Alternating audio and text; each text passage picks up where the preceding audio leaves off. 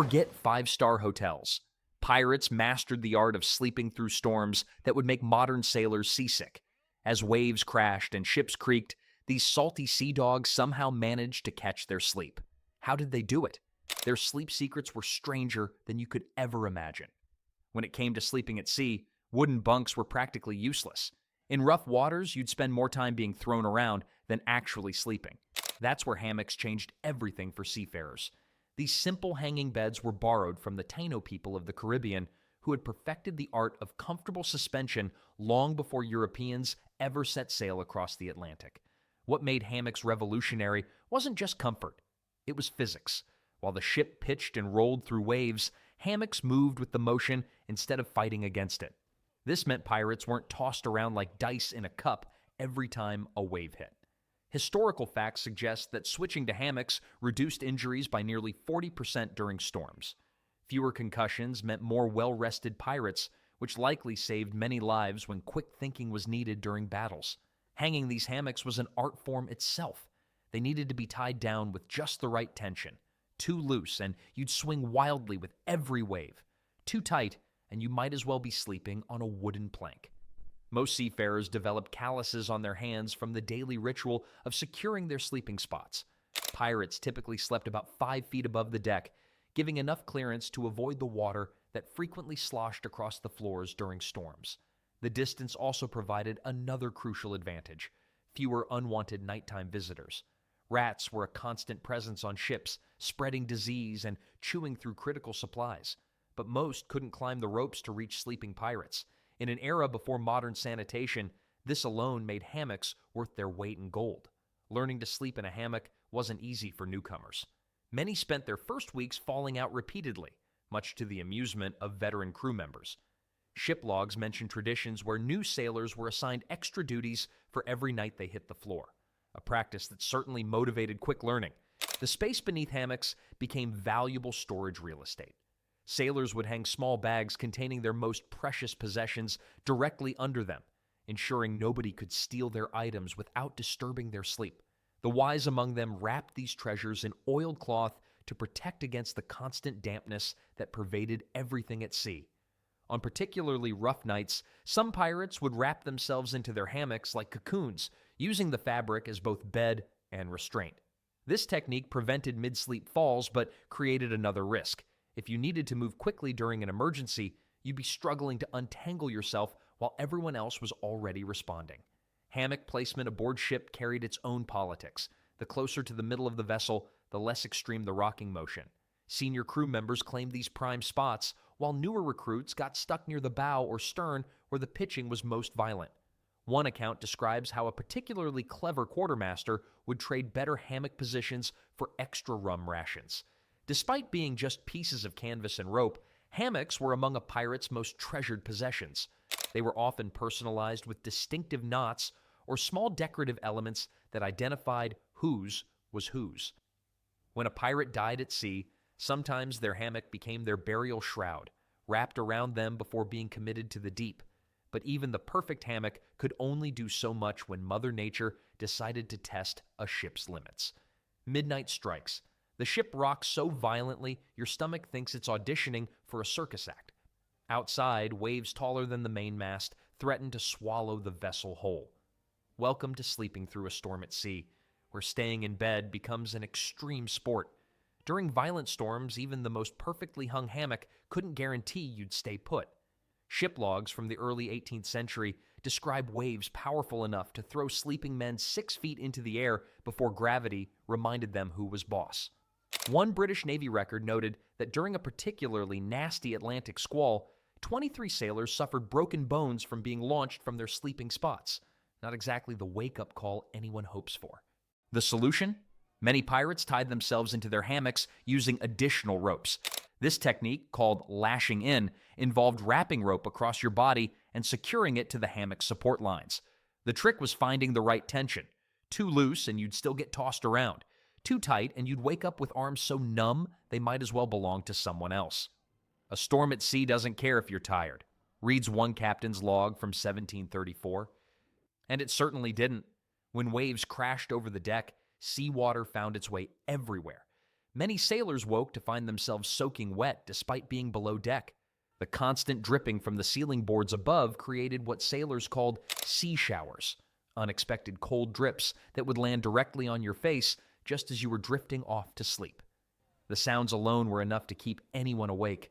The creaking of wooden beams straining against the force of the ocean, the thunderous crash of waves against the hull, the whistling of wind through every tiny crack in the ship's construction. Below deck became a nightmarish concert hall where nature performed its most terrifying symphony. Those without hammocks devised other methods to avoid becoming human projectiles. Some slept wedged between barrels, creating makeshift barriers on either side. Others tied themselves directly to fixed objects like support beams or stairways. The least fortunate simply slept on the floor, pressing themselves against walls and holding on to anything bolted down. Among crews with a sense of humor, there was a betting game called launch wagers. Crew members would place bets on who would be thrown from their sleeping spot first during a storm. The stakes, usually extra rum rations or first pick of loot from the next successful raid. Nothing lifted spirits during terrifying weather like the possibility of earning an extra drink at a friend's expense. Keeping belongings secure during a storm required equal ingenuity. Most valued possessions were stashed in sea chests that were either bolted to the floor or wedged so tightly between structural beams that not even the angriest ocean could dislodge them. Small items were often kept in pouches worn around the neck, even during sleep. After all, what good was surviving the storm if all your worldly treasures ended up at the bottom of the sea? Interestingly, some sailors claim to sleep better during storms than on calm nights. The explanation? When waves threatened to sink the ship at any moment, petty concerns and fears faded away. Plus, the violent rocking motion, once you got used to it, could be surprisingly hypnotic, like being in a giant, terrifying cradle. Most fascinating were the superstitions surrounding sleeping during storms. Some believed sleeping with your head pointing toward the bow would bring good luck and calm waters by morning. Others insisted that crossing your arms over your chest while sleeping would anger the sea gods who might mistake you for being already dead and ready for burial.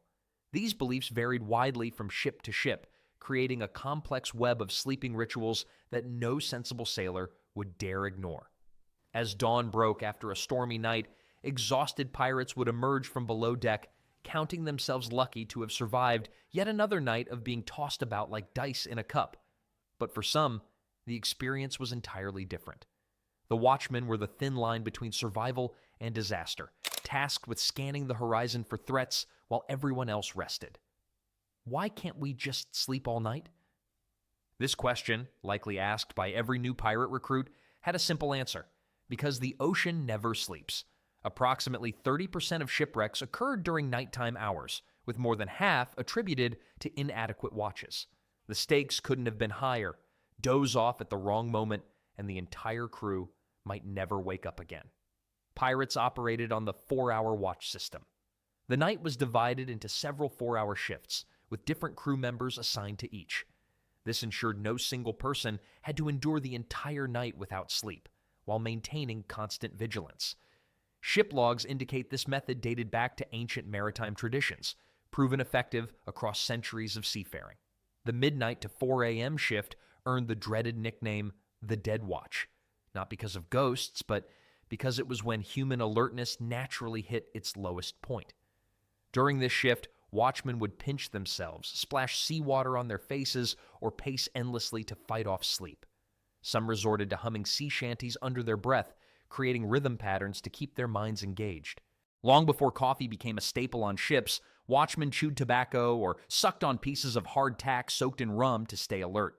These methods were far from effective by modern standards, but they provided enough stimulation to keep eyelids from completely shutting. Some pirate ships captured in the Caribbean had stores of coca leaves, which sailors chewed for their stimulant effects, though these were rare luxuries. The most desperate anti-sleep technique involved pain. Watchmen would sometimes tie pieces of rope around their fingers designed to tighten if their arms dropped in sleepiness. The sudden pain served as an immediate wake-up call. Others stood barefoot on deliberately uncomfortable surfaces, small shells or pebbles placed on deck, knowing that sitting would cause discomfort. Falling asleep on watch wasn't just frowned upon, it could be a capital offense. Ship articles, the rules governing pirate vessels, often listed punishment for sleeping watchmen among their most severe penalties. One recovered pirate code specified that a watchman caught sleeping would be flogged around the fleet, tied to a small boat, and pulled past every ship in the harbor, receiving lashes from each crew. Weather conditions made staying awake particularly challenging. Fog created a monotonous gray world where minutes stretched into eternities. Rain combined with the rhythmic rocking produced a lullaby nearly impossible to resist. Cold sapped energy and made eyelids heavy. Yet through all these conditions, watchmen had to maintain perfect awareness. The equipment used was simple but essential. Lanterns were kept dim to preserve night vision. Early versions of spyglasses helped scan distant horizons. Bell systems allowed watchmen to sound alarms instantly if threats appeared. Most importantly, watchmen had to master the art of seeing in darkness, using peripheral vision rather than looking directly at objects, which allowed the light-sensitive edges of the retina to detect movement more effectively. A common trick was the one-eye method. By keeping one eye closed when looking at lanterns, they preserved night vision in that eye, allowing them to quickly scan the darkness again without waiting for their pupils to readjust. This technique, still taught in modern marine training, saved countless ships from surprise attacks. When the sun came up and their watch ended, these tired sailors would drag themselves below deck, ready to fall asleep at last. The lower deck of a pirate ship was where most of the crew slept, and it was about as far from a five-star hotel as you could get. This dark, damp space packed dozens of sweaty, unwashed men into an area smaller than a modern classroom. Early 1700s show that on average, each sailor had about 6 square feet of space, barely enough to lie down in. The smell hit you first, a mix of mold, salt water, sweat, and vomit that hung in the air like an invisible fog. With little fresh air making its way below deck, this smell became so normal that sailors often couldn't detect it after a few weeks at sea. Visitors who boarded captured ships often wrote about the wall of stench that greeted them when they went below.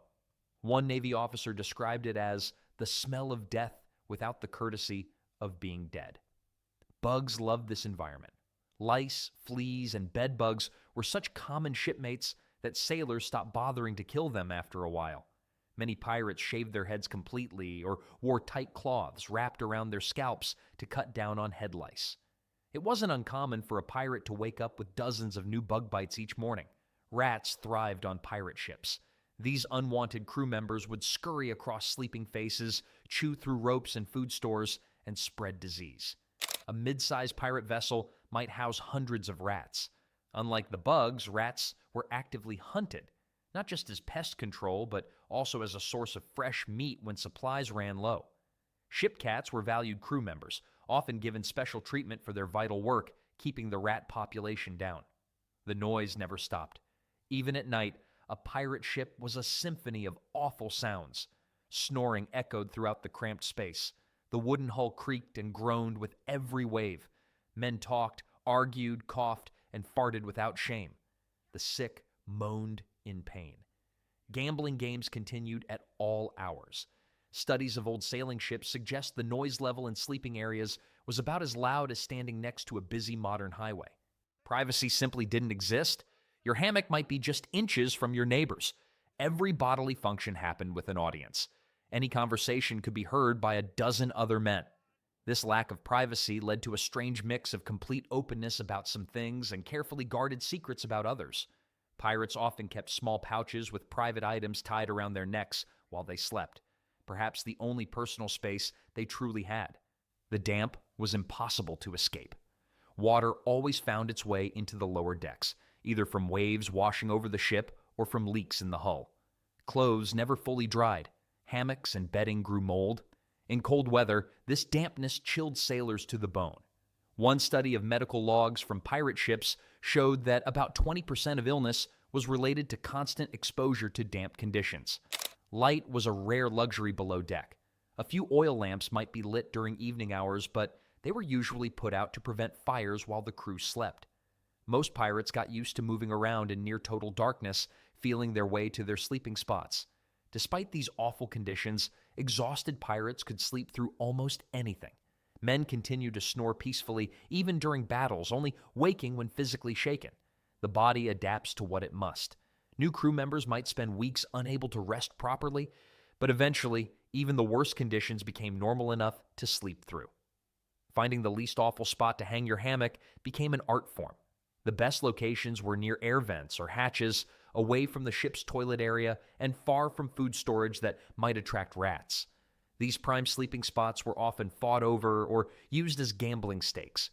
After weeks at sea in these conditions, pirates developed creative ways to make their sleep slightly less miserable. Faced with terrible sleeping conditions, pirates didn't just suffer, they adapted. Over time, they developed clever tricks that helped them catch some rest despite the challenges. These sleep hacks were passed down from veteran sailors to newcomers as essential survival skills. Step 1, pick the right spot. The most skilled pirates could read a ship like a map, identifying the driest areas and spots with the best airflow. The center of the ship offered the most stable ride, with less violent rocking during storms. Areas near the bow got the freshest air but suffered the most movement. Smart pirates avoided sleeping near the galley, where food smells attracted rats, or near the ship's toilet area called the head, for obvious reasons. According to ship logs, fights over prime sleeping locations were common, especially during the first few days of a voyage. Clothing choices made a huge difference. While it might seem strange to sleep fully dressed, pirates rarely undressed for bed. Keeping clothes on provided extra warmth in the damp environment and meant they were ready for action if attacked in the night. However, they did develop a system. Many would rotate between two sets of clothes, wearing one while the other dried out as much as possible. Some pirates slept with a layer of grease on exposed skin to repel insects, a technique borrowed from native Caribbean tribes. The pillow situation required creativity. Official Navy ships sometimes provided small pillows, but pirates had to improvise. The most common solution was using their own hat, stuffed with whatever soft material was available. Ship's records mention sailors collecting feathers, cloth scraps, and even dried seaweed to create makeshift pillow stuffing. A rolled-up jacket could serve the same purpose. One account mentions a pirate who kept a small sack of coffee beans as a pillow, claiming the smell helped cover the stench of the ship. Noise management was crucial. Many pirates carried beeswax or cloth to stuff in their ears. Others learned to time their sleep around the ship's activities, catching naps during the quietest periods. Some crews established quiet hours, periods when gambling and loud talk were forbidden so that off-duty sailors could rest. Breaking these quiet hours could result in punishment, usually extra work shifts. For dealing with pests, pirates developed a range of solutions. Hanging small bags of strong-smelling herbs near sleeping areas helped repel some insects. Rats dislike certain smells, particularly mint and tobacco, so these might be scattered around sleeping areas. Some pirates slept with their food rations tied to their bodies to prevent theft by rats or fellow crew members. Rat guards, metal discs placed on the ropes holding hammocks, prevented rats from climbing down into sleeping areas. Temperature control was another challenge. In cold weather, pirates would sleep huddled together for warmth, setting aside usual personal space concerns. During hot tropical nights, sailors soaked strips of cloth in seawater and hung them near their hammocks. As air passed over these wet cloths, it created a primitive cooling system. Ship records from Caribbean voyages note that sailors would often sleep on deck during extremely hot nights, preferring the risk of sudden rain to the stifling heat below. Insomnia remedies varied widely among pirates. Rum was the most common sleep aid, though too much made for poor quality rest. Chewing on willow bark, a natural source of compounds similar to aspirin, helped those with pain-induced sleeplessness. Many pirates carried sleep tokens, small objects like polished stones or carved bits of wood that they would hold while falling asleep. These served as psychological comfort items in an uncertain world. Finding darkness for sleep required creativity. Ships had limited artificial light, but moonlight through hatches could be bright enough to disturb sleep. Many pirates fashioned simple eye covers from scraps of dark cloth. These primitive sleep masks blocked out light and provided a psychological sense of privacy in the crowded conditions. Despite all these clever adaptations, not every night brought restful sleep. Sleep was dangerous business on a pirate ship. For all their clever hacks and adaptations, many pirates went to sleep one night and never saw another sunrise. Death came in many forms, and it often struck when sailors were most vulnerable, deep in slumber. getting washed overboard during sleep ranked among the most common fatal accidents at sea. When fierce storms struck suddenly, waves could crash over the deck with enough force to tear sailors from their hammocks or sweep away those who had chosen to sleep on deck to escape the heat below. Ship logs from the golden age of piracy are filled with grim entries like 2 men lost to the sea during night storm. Studies suggest that as many as 1 in 20 sailor deaths came from being swept overboard while sleeping. Nighttime attacks claimed many sleeping pirates. Enemy ships would approach under cover of darkness, hoping to catch their targets unprepared. A sleeping crew might wake to find grappling hooks already securing an enemy vessel to their ship and armed boarders streaming onto their deck. Historical facts show that nearly 60% of captures happened during pre-dawn hours, specifically to catch pirates sleeping. Disease spread like wildfire through ships. In the cramped, unsanitary conditions below deck, illness could pass from one sailor to everyone else within days. Many pirates went to sleep feeling slightly unwell and never woke up, claimed by fever during the night. Yellow fever, malaria, and smallpox were common killers. Medical records from captured pirate ships show that disease killed 5 times more pirates than combat. The ship itself could become a death trap. Fires broke out easily among the wooden structures, especially near the galley or from knocked-over lanterns. With limited firefighting capabilities, a small fire could quickly become unstoppable. Pirates sleeping below deck might be trapped if fire blocked their exits, or worse, might die from smoke inhalation before they even woke up. Pirate-on-pirate violence claimed many lives during sleep. Despite codes of conduct that punished murder, disputes over treasure shares or personal grudges sometimes led to deadly nighttime attacks on sleeping crew members. Ship articles from several pirate crews specifically mentioned harsh punishments for attacking sleeping crew members, suggesting this was a common enough problem to need addressing. Being left behind happened more often than pirates like to admit. If a ship needed to leave port quickly, any crew members still sleeping off a night of drinking ashore might be abandoned. With no money and now branded as pirates in a hostile port, these unfortunate souls often faced imprisonment or execution. The silent killer that many claimed was carbon monoxide poisoning. In cold weather, pirates might bring small braziers or coal pots below deck for warmth. Without proper ventilation, these heat sources consumed oxygen and released deadly gas. Entire sections of the crew could die in their sleep, never knowing what hit them. Rat bites led to deadly infections. While sleeping, pirates were easy targets for bold ship rats seeking food or salt from sweat. These bites often became infected in unsanitary conditions. A seemingly minor nip could develop into a fatal case of blood poisoning within days. But for those who survived the perils of sleeping at sea, there was always another day of adventure ahead. After all, a pirate's life was all about beating the odds, even the odds of making it safely through the night.